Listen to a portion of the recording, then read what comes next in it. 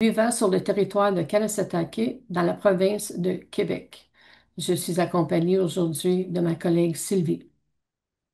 Oui, bonjour. Je m'appelle Sylvie Larivière. Je suis de la région de Québec et comme ma collègue Wendy, je suis assistante aux réclamations. Je vous souhaite également la bienvenue à tous. Merci Sylvie. Comme c'est un très gros groupe, on ne peut pas permettre à tout le monde de se présenter. Mais nous sommes reconnaissantes que vous soyez venus en grand nombre pour en connaître davantage sur le règlement et le processus de réclamation. Dans un esprit de vérité, de respect et de réconciliation, nous honorons et reconnaissons les territoires traditionnels de nombreux peuples autochtones qui ont vécu sur ces terres et en ont pris soin depuis les temps immémoriaux. Nous reconnaissons l'histoire profonde, les droits et les relations que les peuples autochtones entretiennent avec ces terres et ces eaux. Dans le cadre de cette entente, notre travail s'étend à de nombreuses nations et régions. Nous rendons hommage à tous les peuples autochtones en tant que gardiens originels et actuels des territoires où nous vivons, travaillons, jouons et servons. Nous allons maintenant débuter le webinaire et amorcer l'enregistrement. Merci à chacun d'entre vous d'être ici aujourd'hui pour notre premier webinaire qui s'intitule Comprendre les soutiens à faire pour remplir votre réclamation dans le cadre du règlement relatif aux services à l'enfance et à la famille des Premières Nations et aux principes de Jordan. Le contenu que nous allons couvrir aujourd'hui peut déclencher des émotions difficiles chez certaines personnes. Je veux rappeler à tout le monde que des soutiens en santé mentale et mieux-être sont disponibles 24 heures sur 24 par la ligne d'écoute Espoir pour le mieux-être et le service jeunesse J'écoute. Si vous avez besoin d'un soutien en mieux-être pendant la présentation, cliquez sur le lien dans la boîte de clavardage et vous seriez mis en contact avec l'un de nos coordonnateurs du mieux-être dans une salle virtuelle séparée. Veuillez noter qu'il est possible que vous ne soyez pas seul dans cette salle. En tant que participant à ce webinaire, vous resteriez anonyme pour tous les autres participants. Vous ne pourriez ni parler ni allumer votre caméra. Pour poser une question, veuillez utiliser la fonction Q&A. Vous trouverez cette fonction en bas de votre écran Zoom, représentée par une icône en forme de point d'interrogation. Nous répondrons à autant de questions que possible, mais veuillez noter qu'il est possible que nous ne pourrons pas répondre à toutes les questions aujourd'hui. Si nous ne répondons pas à votre question, veuillez communiquer avec l'administrateur pour obtenir de l'aide. Si vous avez des difficultés techniques, veuillez laisser un commentaire dans la fonction Q&A et quelqu'un vous répondra en privé. Vous ne pourriez pas taper dans le chat, mais vous verrez peut-être apparaître des messages de notre équipe dans le chat avec des ressources sur lesquelles vous pouvez cliquer. Comme je l'ai mentionné, ce webinaire est le premier d'une série que nous espérons présenter au cours des prochains mois. On est très heureux d'être ici aujourd'hui pour vous informer sur le règlement et les soutiens à faire pour vous aider à vous sentir mieux préparé à remplir et soumettre votre réclamation. Voici les sujets qui seront abordés aujourd'hui. Premièrement, le règlement, ainsi que les soutiens offerts au réclamant. Dans les prochains webinaires, on examinera chaque groupe plus en détail et on abordera d'autres sujets. On ne dispose qu'une heure pour passer les informations en revue et pour répondre aux questions posées sur la fonctionnalité Q&A dans Zoom. Voici rapidement une clause de non-responsabilité avant de commencer. Cette présentation a été conçue pour vous aider à comprendre en quoi consiste le règlement et les soutiens offerts. Si le contenu des prochaines diapositives ou les sujets qui seront abordés aujourd'hui diffèrent de ce qui est écrit dans l'entente de règlement, cette dernière prévaut. Alors, en quoi consiste ce règlement exactement? Ce règlement est appelé le règlement relatif aux services à l'enfance et à la famille des Premières Nations et aux principes de Jordan. Il regroupe plusieurs poursuites déposées contre le gouvernement du Canada pour qu'il verse une indemnisation aux membres des groupes admissibles. Ce règle prévoit une indemnisation aux enfants des Premières Nations vivant dans une réserve ou au Yukon qui ont été retirés de leur foyer par les services de protection de l'enfance entre le 1er avril 1991 et le 31 mars 2022. Il prévoit également une indemnisation aux enfants des Premières Nations qui n'ont pas eu accès en temps opportun aux services essentiels entre le 1er avril 1991 et le 2 novembre 2017. Certains proches responsables de ces enfants peuvent aussi être admissibles à une indemnisation. Je veux également insister sur le fait qu'aucun des 23 milliards de dollars en fonds d'indemnisation ne servira à l'administration de l'entente de règlement. Tous les autres coûts engagés pour mettre le règlement en œuvre sont financés distinctement de ce montant. Ces coûts comprennent tous les soutiens que nous verrons un peu plus tard. Je pense aussi qu'il est important que vous sachiez que ce règlement n'a aucun lien avec les organismes ou services de protection de l'enfance. Il n'y a aussi aucun lien avec les demandes de services dans le cadre du principe de Jordan. Donc, pour cette diapo, nous allons voir en détail qui sont inclus dans le règlement. Ce règlement vise en fait 9 groupes. Normalement, un règlement ne vise qu'un seul groupe. Alors, ça vous donne une idée de l'ampleur de celui-ci. Le groupe des enfants retirés de leur foyer et le groupe des familles des enfants retirés de leur foyer sont maintenant ouverts et les membres de ces groupes peuvent soumettre leur demande d'indemnisation. Les 7 autres groupes ne sont pas encore ouverts. Comme cette présentation concerne les soutiens offerts aux réclamants, je ne m'attarderai pas davantage sur chacun de ces groupes, mais vous pouvez en savoir plus sur ces groupes en vous rendant sur le site web du règlement.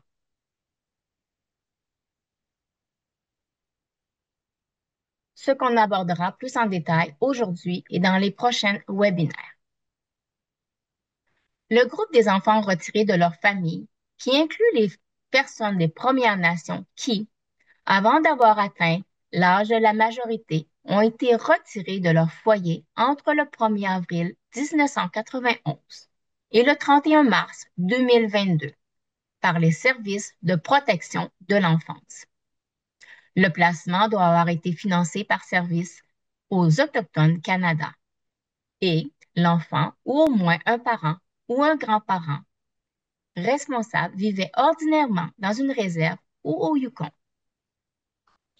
Le groupe des enfants lésés par le non-respect du principe de Jordan et le groupe ayant droit aux services essentiels inclut les personnes des Premières Nations vivant dans une réserve ou hors réserve, dont, avant d'avoir atteint l'âge de la majorité, il a été confirmé qu'elle avait besoin de services essentiels, mais qui ont subi un retard, un refus ou une lacune dans la prestation de ce service entre le 1er avril 1991 et le 2 novembre 2017. Pour ce qui est du groupe des enfants du groupe Trout, le retard, le refus ou la lacune a eu lieu entre le 1er avril 1991 et le 11 décembre 2007. Le groupe des enfants pris en charge par un proche, qui inclut les personnes des Premières Nations qui vivaient ordinairement dans une réserve ou au Yukon et qui ont été placés hors réserve avec un proche responsable n'étant pas membre de la famille entre le 1er avril 1991 et le 31 mars 2022. Et les services de protection de l'enfance doivent être intervenus dans le placement de l'enfant, mais le placement n'a pas été financé. c'est-à-dire que le proche responsable n'a pas été indemnisé pour ce placement. Et finalement, les groupes des familles comprennent les parents et les grands-parents responsables du groupe des enfants retirés de leur foyer, du groupe des enfants lésés par le non-respect du principe de Jordan, le groupe des enfants du groupe Trout et le groupe des enfants pris en charge par un proche. Aujourd'hui, nous allons examiner plus en détail le groupe des enfants retirés de leur foyer et le groupe des familles des enfants retirés de leur foyer. Davantage d'informations sur les autres groupes seront disponibles lorsque la période des réclamations ouvrira pour ces groupes. De manière générale, il y a trois grandes phases. Avant de commencer à indemniser les membres de ces deux groupes le plus rapidement possible, la période de réclamation pour chacun des 9 groupes s'ouvrira graduellement. Cela vous permet de soumettre immédiatement des demandes d'indemnisation au titre des 2 premiers groupes pendant que les travaux sont encore en cours. En ce qui concerne les processus de réclamation pour les 7 autres groupes sur les 9. La phase 1 comprend l'ouverture de la période de réclamation pour le groupe des enfants retirés de leur foyer et le groupe des familles des enfants retirés de leur foyer. C'est là où nous en sommes actuellement. La phase 2 comprend le groupe des enfants lésés par le non-respect du principe de Jordan, le groupe ayant droit aux services essentiels, le groupe des enfants du groupe Trout et les groupes des enfants connexes.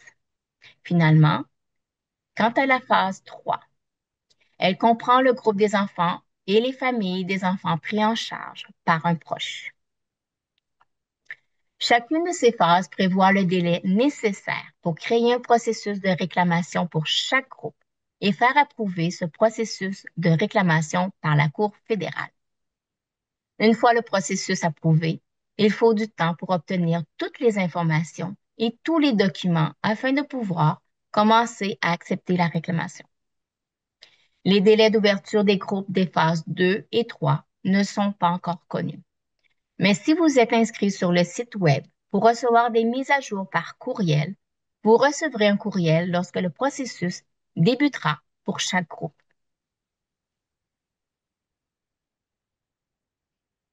Pour l'instant, 2 groupes sont ouverts. Le 10 mars, la période de réclamation pour les groupes des enfants retirés de leur foyer et des familles des enfants retirés de leur foyer s'est ouverte. Et les membres de ces 2 groupes peuvent maintenant soumettre une demande d'indemnisation. Pour en savoir davantage sur ces 2 groupes, veuillez vous joindre à nous lors de nos prochains webinaires. En ce qui concerne les services offerts aux réclamants, les principaux piliers de ces soutiens comprennent le centre d'appel de l'administrateur, le site Web du règlement à fnchildclaims.ca/fr et toutes les ressources en ligne, les assistants aux réclamations, les coordonnateurs des services et les soutiens externes. Nous allons passer en revue chacun de ces piliers dans les prochaines diapositives. Administrateur. Voici la définition d'un administrateur. Un administrateur est un organisme indépendant nommé par la Cour qui est responsable de la mise en œuvre de l'entente d'un règlement. L'administrateur de ce règlement est Deloitte. Cet administrateur a pu mettre à profit son expérience acquise dans le cadre d'autres règlements et l'appliquer à celui-ci.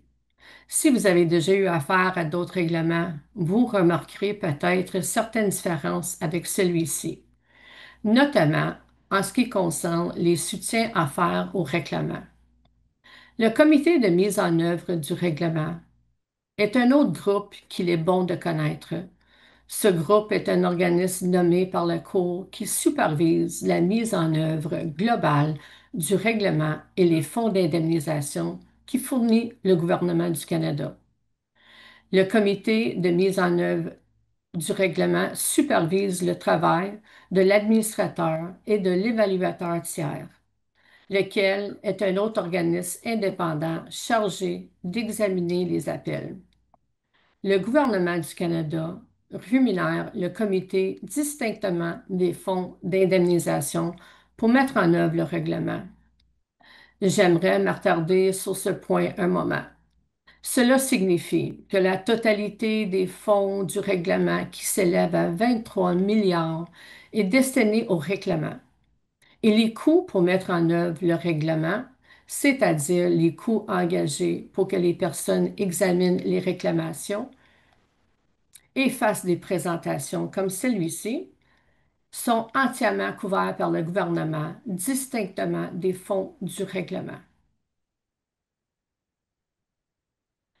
Vous pouvez joindre le centre d'appel de l'administrateur par téléphone du lundi au vendredi, de 8 heures à 20 heures l'heure de l'Est, sauf les journées fériées.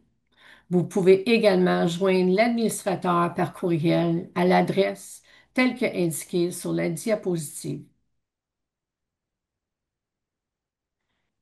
Il peut être pénible pour les réclamants de naviguer à travers le processus de réclamation, mais ce règlement prévoit un large éventail de soutien, de sorte que les réclamants n'ont pas à passer à travers ce processus seuls. Alors, parlons des assistants aux réclamations. Les assistants aux réclamations sont des gens comme ma collègue Sylvie et moi. Les assistants aux réclamations fournissent gratuitement une aide personnalisée pour ceux qui ont besoin d'un accompagnement supplémentaire à chaque étape, particulièrement du processus de réclamation.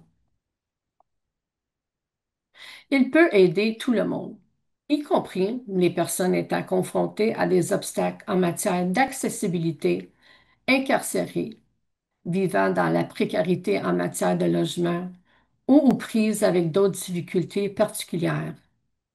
Ils sont formés en matière de pratiques culturellement sécuritaires tenant compte des traumatismes afin de créer un espace sûr et sans jugement. Ils offrent un soutien en français, en anglais et dans certaines langues autochtones lorsque nous le pouvons, afin de s'assurer de vous fournir l'aide dont vous avez besoin.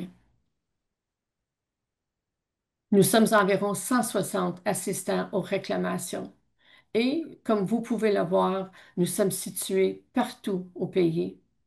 On est disponible par téléphone et sur appel vidéo, mais aussi en personne dans votre communauté s'il y a lieu. Les cercles de couleurs que vous voyez sur la carte indiquent les différents groupes d'assistants aux réclamations. Les cercles oranges représentent les groupes d'assistants aux réclamations situés dans les centres urbains. Les cercles verts représentent les groupes d'assistants aux réclamations dans les communautés rurales ou éloignées. Finalement, le cercle violet au milieu représente le groupe des assistants aux réclamations virtuelles qui aident les réclamants partout au pays par téléphone et appel virtuel. Quand vous contactez le centre d'appel de l'administrateur, vous pouvez demander qu'on vous mette en contact avec un assistant aux réclamations. Votre appel ou courriel nous sera transféré. L'un ou l'une de mes collègues vous aidera à remplir votre réclamation à votre rythme.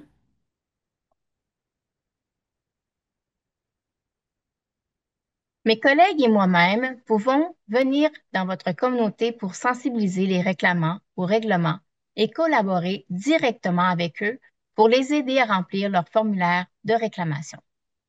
Nous offrons plusieurs gammes de services comme des séances d'information et des ateliers de groupe, ainsi qu'un soutien individuel, ponctuel ou sur rendez-vous. Les séances d'information permettent de fournir des informations générales sur le règlement et le processus de réclamation, ainsi que sur la manière de contacter un assistant aux réclamations et d'accéder à d'autres soutiens. Ces périodes d'information peuvent durer entre 1 heure et 1 heure 30 selon le nombre de questions posées. Les ateliers de groupe permettent de fournir aux réclamants des informations générales sur la manière de remplir leur formulaire de réclamation. Ils sont adaptés à un formulaire de réclamation précis. Il existe 2 formulaires de réclamation pour chaque groupe afin de clarifier les parties les plus difficiles du formulaire. Ces ateliers peuvent durer environ 1 heure. et finalement les rendez-vous individuels. Ils permettent de fournir aux réclamants un soutien individuel pour discuter de leur situation particulière et d'obtenir une aide personnalisée pour remplir leur formulaire de réclamation. Ça offre aussi aux réclamants la possibilité d'obtenir de l'aide à des heures réservées à leur intention. Ces rendez-vous peuvent durer environ 1 heure. Dans les prochaines diapos, nous allons présenter les informations qui sont disponibles sur le site Web du règlement. L'adresse du site Web du règlement est le www.fnchildclaim.ca/fr. Il contient beaucoup d'outils et de documents utiles pour aider les réclamants à comprendre et compléter le processus de réclamation. Chacun apprend différemment, alors on s'efforce de fournir des informations dans différentes formations pour aider le plus grand nombre de personnes possible d'une manière qui leur convienne. Le site Web du règlement comprend des ressources comme des pages Web contenant des informations détaillées sur chaque groupe, y compris sur l'admissibilité, la procédure de soumission des réclamations, les pièces justificatives, les dates limites et sur l'indemnisation. Le site Web du règlement comprend aussi d'autres documents comme des affiches, des cartes postales, des feuillets et guides d'information, des dépliants et du contenu pour les médias sociaux, tous disponibles en français et en anglais. Les affiches sont aussi disponibles en cri, en Mi'kmaq et en Ojibwe. Il y a aussi des documents pour vous aider à remplir votre réclamation. Chaque formulaire de réclamation a son guide d'accompagnement. Ce sont des documents écrits qui expliquent comment remplir chaque partie du formulaire. Et chaque formulaire est accompagné d'une vidéo explicative sur chaque formulaire de réclamation. Il s'agit d'enregistrements où une personne explique comment remplir chaque partie du formulaire. Vous pouvez utiliser l'argent de votre indemnisation de la manière qui correspond le mieux à vos objectifs, à vos traditions et à vos valeurs. Méfiez-vous des frais inattendus, des escrocs et même des personnes de votre entourage qui pourraient ne pas comprendre vos besoins ou vos limites. Vous pouvez souhaiter parler à une personne ou à une organisation de confiance qui s'y connaît en finance pour vous aider à comprendre quelles options peuvent vous convenir. Des informations pour vous aider à vous préparer à recevoir votre argent sont disponibles sur le site Web du règlement. Ces pages, brochures et vidéos vous proposent des éléments à prendre en considération pour tirer le meilleur parti de votre argent. Elles contiennent également des informations sur la manière de vous protéger contre les escroqueries et sur l'incidence financière que l'indemnisation peut avoir sur vos prestations sociales ou sur vos impôts. Vous trouverez même des informations sur la manière de convertir votre indemnisation, c'est-à-dire d'un paiement forfaitaire unique en des versements à intervalles réguliers de plusieurs centaines de dollars par mois pendant de nombreuses années. Si ce type de revenu mensuel régulier peut convenir à votre situation, ces pages pourraient vous intéresser. Je tiens à souligner que ni l'administrateur ni les assistants aux réclamations ne peuvent vous donner de conseils financiers ou vous dire quoi faire de votre indemnisation. On peut vous diriger vers les informations pertinentes sur le site Web du règlement ou vers un coordonnateur des services qui peut être en mesure de vous mettre en contact avec une organisation pour vous donner des conseils propres à votre situation. Sur le site Web, vous pouvez également vous inscrire pour recevoir des mises à jour et des nouvelles concernant le processus de réclamation pour chaque groupe, à mesure qu'elles sont approuvées par la Cour fédérale. Veuillez noter que vous pouvez vous désabonner dans ces courriels en tout temps. coordonnateur des services. Si vous avez besoin de services en particulier que le processus du règlement ne couvre pas, vous pouvez être mis en contact avec un coordonnateur des services qui peut vous diriger vers des services offerts dans votre région. Les coordonnateurs des services collaborent avec vous pour comprendre vos besoins et pour vous orienter vers des services pouvant vous aider et en s'efforçant de trouver d'abord des services disponibles dans votre région. Même si les coordonnateurs des services peuvent diriger les réclamants vers des services offerts, ils ne formulent aucun diagnostic, ne donnent aucun conseil et ne fournissent aucun soin clinique.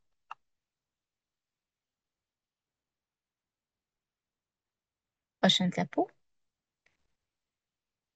Les coordonnateurs des services peuvent vous diriger vers divers fournisseurs, y compris des organisations qui fournissent des services de soutien dans les domaines suivants: les soins de santé, les services sociaux, les services de logement, les soutiens financiers, la santé mentale et le mieux-être, et finalement le soutien juridique et éducatif.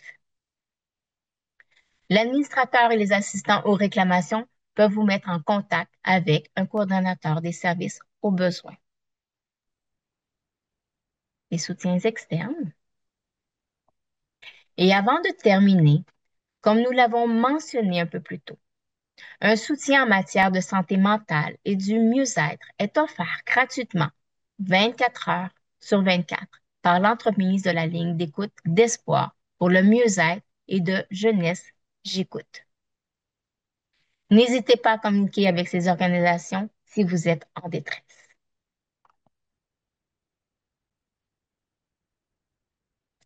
Quelques rappels importants avant de terminer. Méfiez-vous des fraudes. Vous n'avez pas à payer les services de qui que ce soit pour vous aider à remplir votre réclamation. Et veuillez communiquer avec l'administrateur si quelqu'un essaie de se faire payer pour vous aider avec votre réclamation. Ne communiquez pas vos renseignements personnels si la personne vous dit qu'elle soumettra votre formulaire de réclamation pour vous.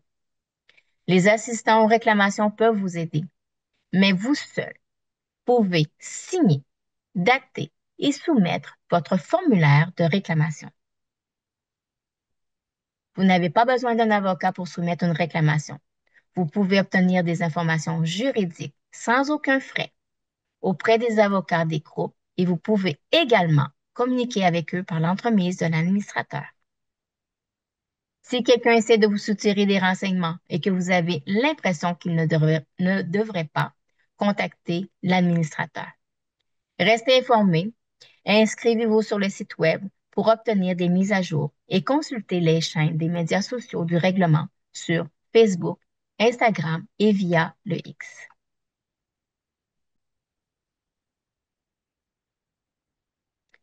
J'espère que cette présentation vous a été très utile, même si nous attendons à ce que de nouvelles questions soient soulevées.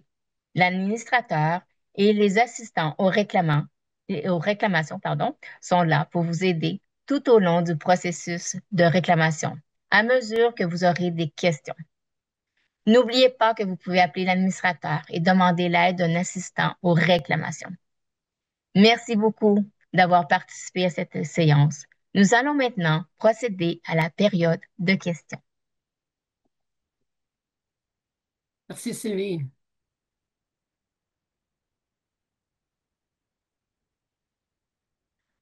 Donc, une question. Les assistants aux réclamations sont-ils autochtones? Une bonne question. La plupart de nos assistants aux réclamations sont autochtones. Nous avons tous reçu une formation qui nous permet de comprendre le contexte et l'impact du système de protection de l'enfance des Premières Nations au Canada. Cela nous permet de vous offrir un soutien adapté aux traumatismes subis, respectueux de votre culture et axé sur la communauté pendant que vous remplissez vos formulaires de réclamation. Alors, il y a deux deuxièmes questions. Y a-t-il un assistant aux réclamations dans ma région? Alors oui, c'est fort possible. Sur le site Web du règlement, vous trouverez une page avec une carte indiquant où se trouvent les assistants en réclamation. Vous pouvez la consulter ou appeler l'administrateur et demander à parler à un assistant aux réclamations tout près de chez vous. Une autre question nous est posée. Un assistant aux réclamations peut-il se rendre dans ma communauté? C'est possible. Tout individu ou communauté peut contacter l'administrateur pour être mis en relation avec un assistant aux réclamations. Une fois que nous serons en contact, nous pourrons travailler ensemble pour déterminer comment nous pouvons vous aider.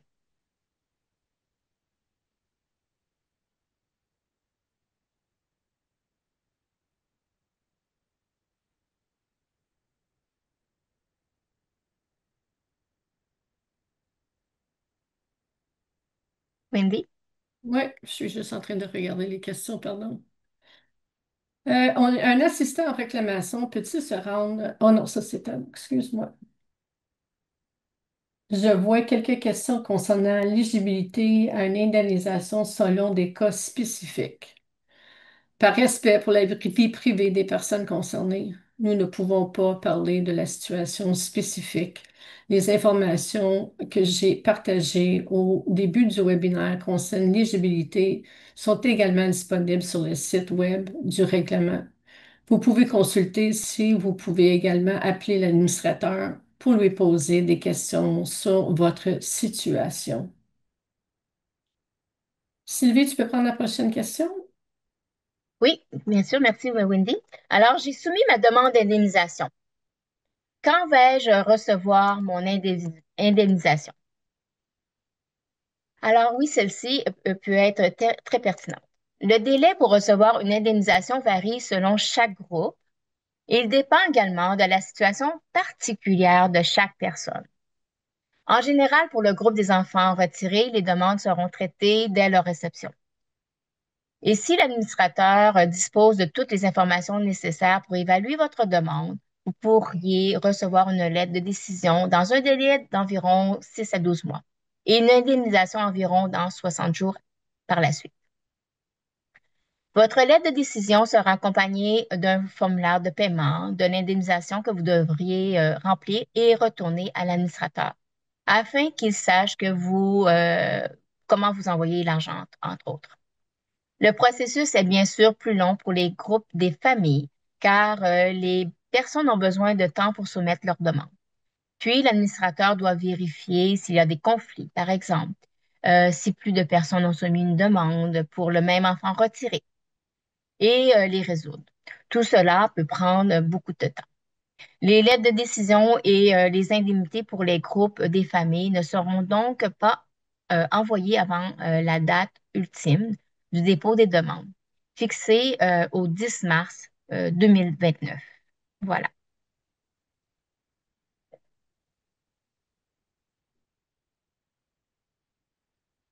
La prochaine. Wendy, est-ce que tu veux que je la fasse? Un membre de ma famille a reçu une lettre d'éligibilité. Pourquoi ne j'ai pas reçu la mienne? Ah, très bonne question. La situation de chacun est différente. Donc, le temps nécessaire à l'administrateur pour traiter votre demande dépend du groupe dans lequel vous soumettez votre demande et de votre situation personnelle. Les demandes de membres adultes du groupe des enfants retirés sont traitées dès leur réception. Et une fois que l'administrateur aura évalué leur admissibilité, il leur enverra une lettre d'admissibilité. Les demandes des membres adultes du groupe famille seront traitées après la date limite ultime de dépôt des demandes, qui est de 4 ans à compter de l'ouverture de la période de dépôt des demandes. Cette période de 4 ans comprend la période de dépôt des demandes de 3 ans et une année supplémentaire pour les demandes de prolongation.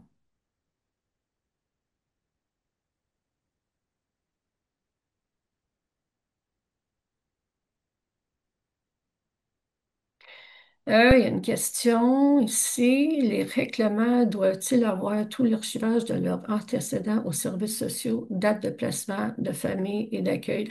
Ils n'ont pas besoin d'avoir toutes ces informations-là, mais s'ils ont une idée de la date du placement, ça aiderait beaucoup. Mais en temps normal, non, vous n'avez pas besoin de cette information-là. Si vous ne l'avez pas, vous ne l'avez pas. Si vous l'avez, vous pouvez le donner.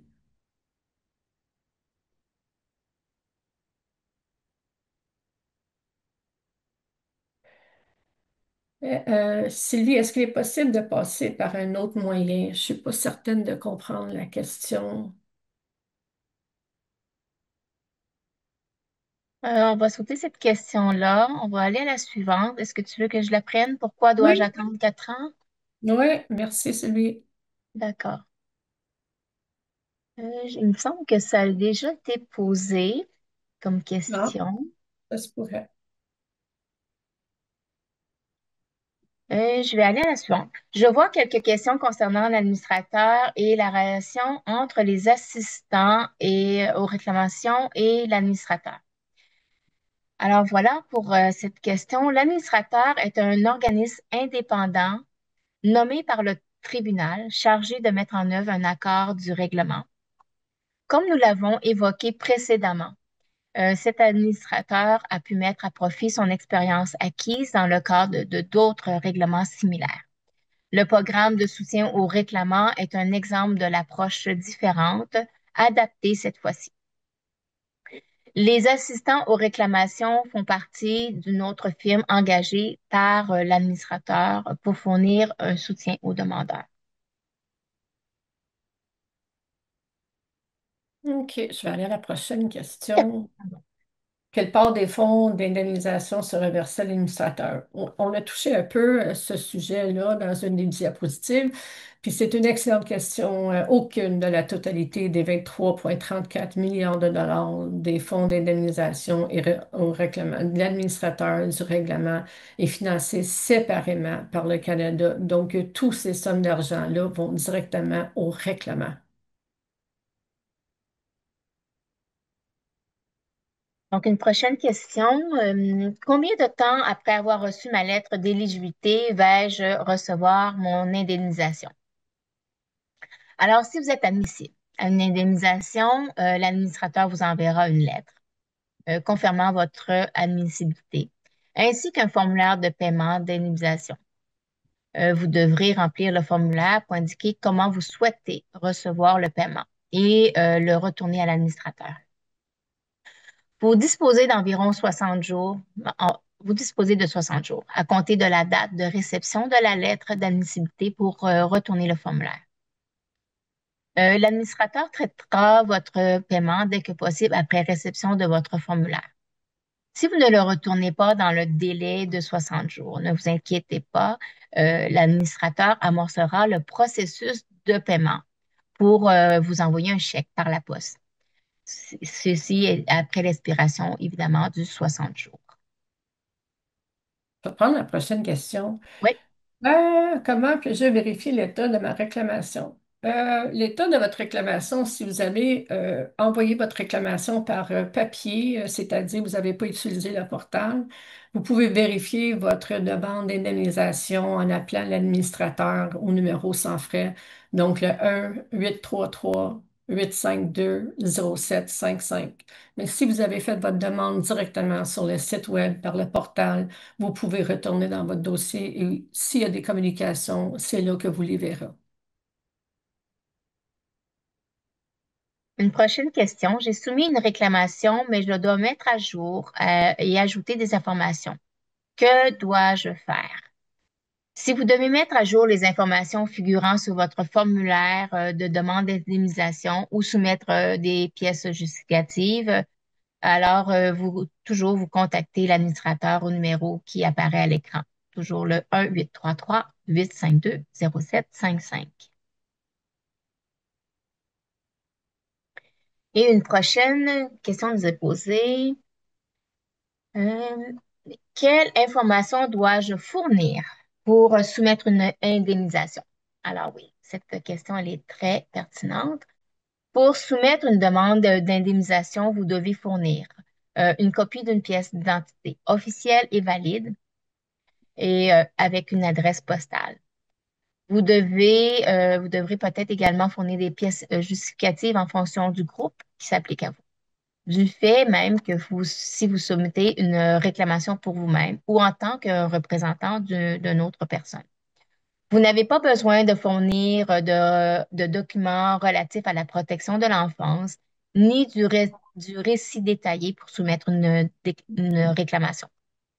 Vous ne serez pas invité à parler de votre expérience dans le cadre du processus de réclamation, entre autres. Ouais. Euh, Combien vais-je recevoir? Bonne question. Je pense que beaucoup de personnes posent cette question-là. Les montants et les délais de compensation, c'est sûr que ça varie selon le groupe et les circonstances individuelles. Mais en général, les paiements en compensation de base peuvent atteindre 40 000 pour chaque enfant retiré éligible. Certains demandeurs peuvent avoir droit aussi à des paiements supplémentaires. On n'a pas les informations sur les paiements supplémentaires. Ça va être à suivre lorsqu'on les aura. Mais en gros, c'est 40 000 par enfant retiré éligible. Une autre question. Puis-je soumettre une demande d'indemnisation pour quelqu'un d'autre? La réponse est non. Euh, En fait, chaque personne doit soumettre sa propre demande. Il y a une exception, évidemment. Cela concerne les cas où le demandeur est décédé ou incapable de gérer ses propres affaires financières et juridiques en raison soit d'une incapacité mentale. Dans ces cas, un représentant peut soumettre une demande en son nom. Les représentants comprennent soit le représentant personnel légalement désigné d'une personne handicapée ou l'exécuteur testamentaire d'un demandeur décédé ou son héritier éligible. Voilà. Bon, Pour l'instant, je n'ai pas d'autres périodes de non, je n'ai questions. pas d'autres questions, moi non Je vais laisser plus. encore quelques minutes pour voir si... Oui, absolument, Sylvie. On va laisser quelques minutes. Si vous avez des questions, n'hésitez pas à les poser. Nous sommes là pour vous aider.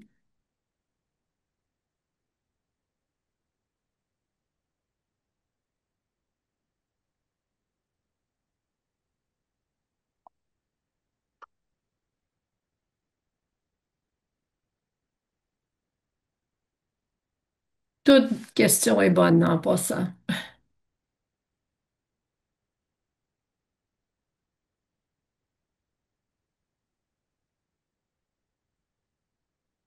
Alors, Wendy, on donne le mot de la fin?